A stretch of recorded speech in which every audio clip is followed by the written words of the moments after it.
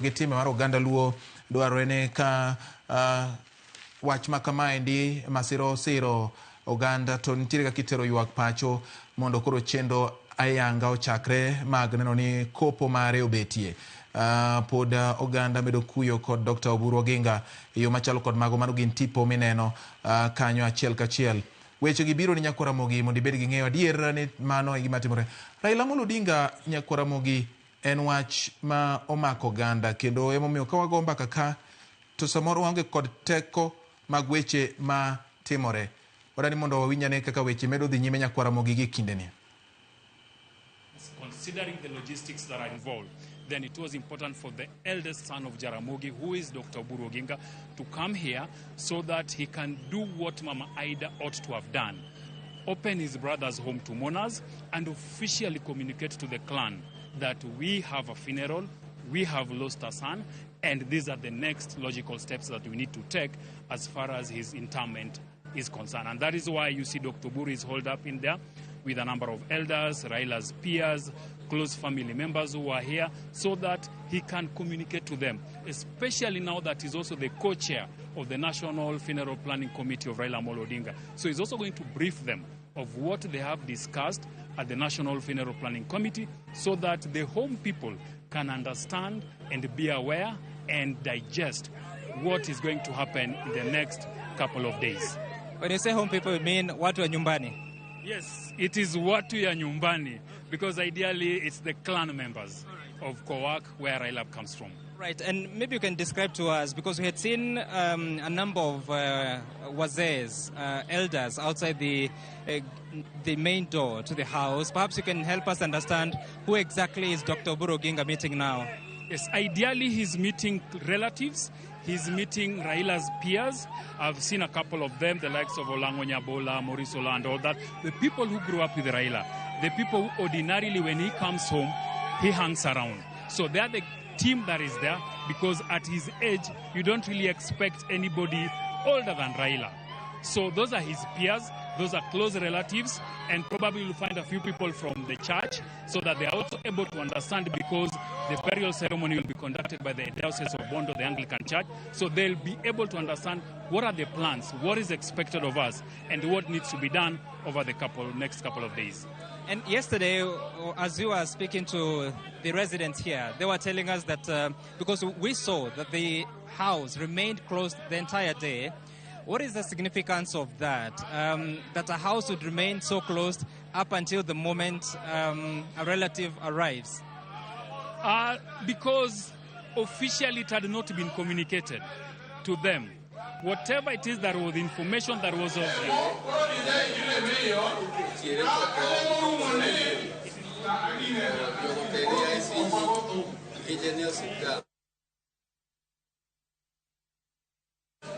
they tried to Nyasai no chan.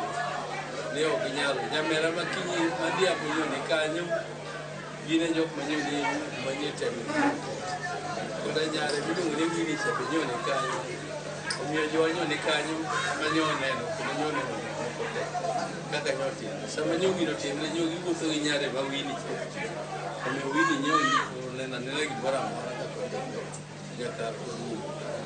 Kurmane kakane en kakaya sai no chan kuro jakamusati kurana kwayo mnani punjo dala mondo wakoe urugi muolo wakoe ginyasi wakoe imo watu celebration thing mondo ngis joko ni wan wange kaka iwago maduo wange kakiko na mugen Mai giba dumba dakwa ni mono kiko beli giko beli ni kata job mo kiteno na kunti mo kidoga e jimajinga to magidio to maya muna ji gen ai an kayo ilo akato ni luagare dine ji mawa sibe mawa tia pesa mawa tia mo mago ne ko kiko beli go kiwa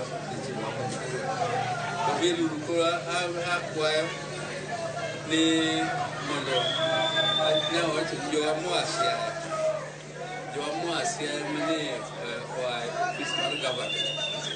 Toge yo ina niso yo agin mo dalo se committee mo ramate.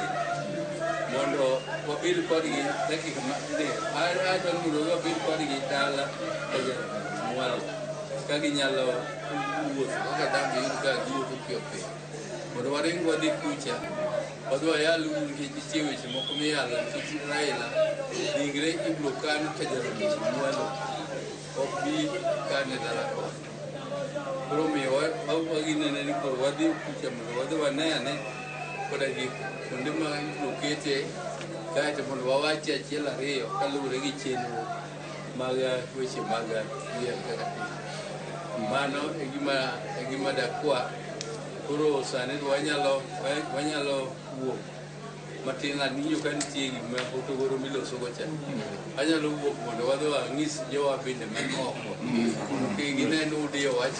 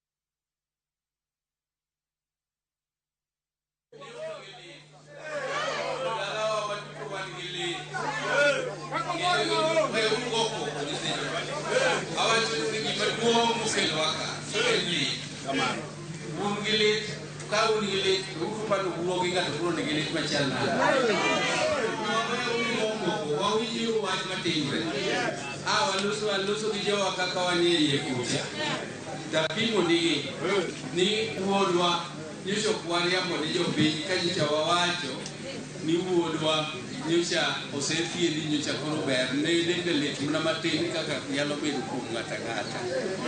Mano en adiera, mani adiera mantie ni nyocha ne ober kendo nyocha ne koro osewuok e osiptal nyocha en na kama oyweya. To kanyo owuok gokinyi nyoro kanyo owuok kowuotho awuotha kaka onyawuothoga notimo exercise to sama owuothono ema gimoro oe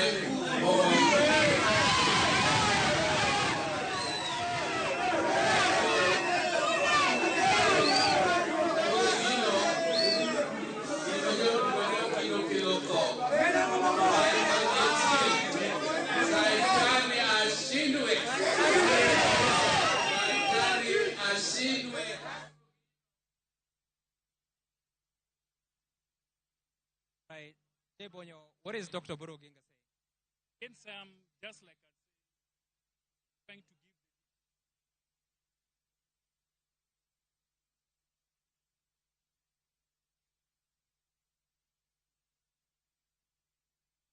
give and that there was no denial that the statements that were being made in the last couple of weeks concerning his health, that they did not lie to anybody that Raila was unwell. He's gone further to say that Raila collapsed. He was walking, he was well after undergoing medical procedures, and that he just collapsed, and that is when he had a cardiac arrest and was declared dead later on. So he's appealing for calm. That is the most important thing that he's telling these guys, that abiriyo gariyo. Koro kano wacho kamano.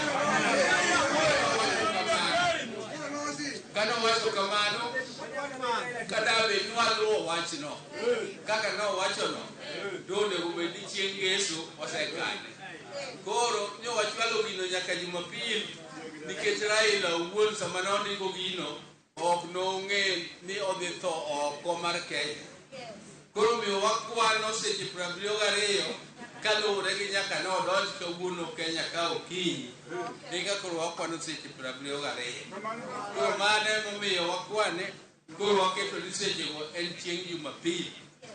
To koro gima timre ni koro kawuono ka odonjo to onego bed ni waringo kode watere nyaka od miluongo ni Lee Funeral Home manyo waseike kamikane. Aeto wagole watere e bunge mar Kenya ne ji dhi nene kuro nyakodiambo. Kaeto kendo idok ikane. To kata kamano jopiny ma Nairobi nodhi omonjowa e pap kono. Jomo Kenyatta gimonjowa kuro ma gidino yo kanyo. Ma gikwer ni diendra jakom ok nyal leo bodi kiani bodi keto kiani kete ndege kiani kete ang'o. Raila giko gitiendgi nyaka kama ji dhi polo.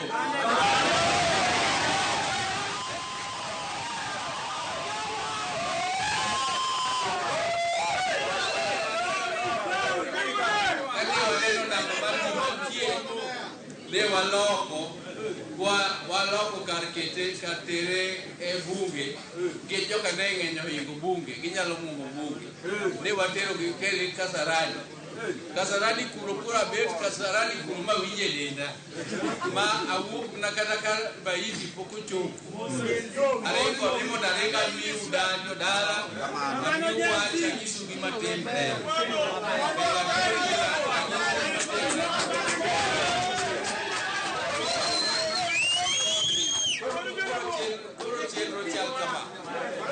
Chenro chal kama ni koro makawuono no koserumo to koro kinyi wane pap Kasarani kanyo kinyi lemo ne kanyo ma heads of state mang'eny mosiepene kinyi no bi kanyo ywage kanyo jo diplomats madongo mantie kanyo kinyi no bi ywage ne pap kanyo. Koro ka gisetieko to mosiepe wa ahinya biro ywage nyaka dala ka. Koro ka kiny waserwako welo kuro ma otimne state functions duto te nikech state functions mano onego otimne kawuono mirwake e pap to jopiny omwomo pap moturo nyaka rangach motamre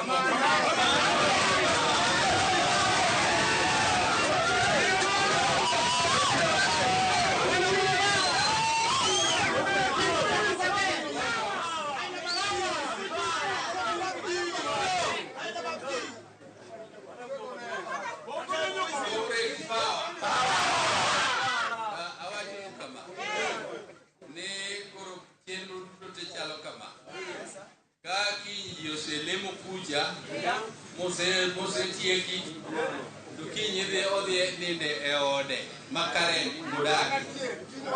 Kosenindo ode makaren kumodake kaeto koro oruecha gokinyi nobiro Kisumo. Koro Kisumo kanyo ema wabiro neno kata kitere e pap nyidhi nene matin eka koro obiro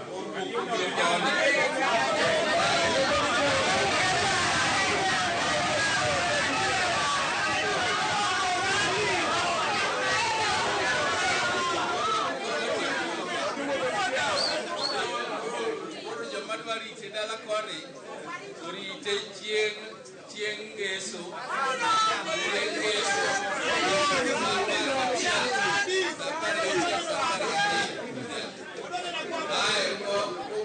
obiro nindo e ode ka kama ito senindo e ode ka chieng' Ngeso no chieng' Jumapil waduto wadhi e university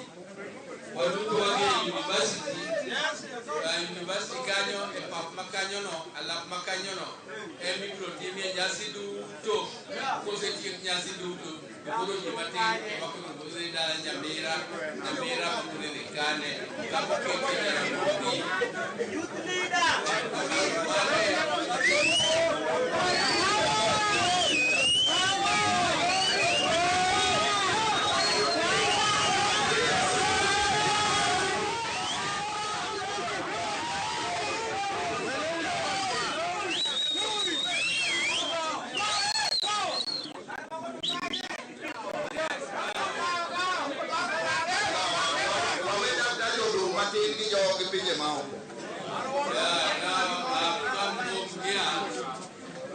To fulfill one of the Lord's traditional rites.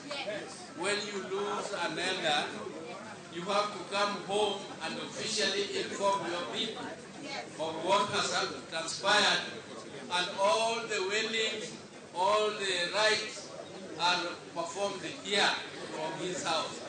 So I have come here officially to announce that Raila Odinga is no longer with us, and my people are aware and have told them so. Now, secondly, I have come here to be with my people and tell them the program which has been planned. And I want to appeal with them to be peaceful and give Raila a dignified send-off which he deserves as a dignified son of this land. Our people know how to welcome visitors, and I'm sure they are going to give Raila the decent value and send-off that he rightfully deserves. This is what I came here to do, and I've given them the program which will end up with a function, with a ceremony, burial ceremony at the University of Nairobi and the University, Ramogi University of Science and Technology, and later on Raila will be buried next to our mom and dad in Nyamira camp in a private burial. So that's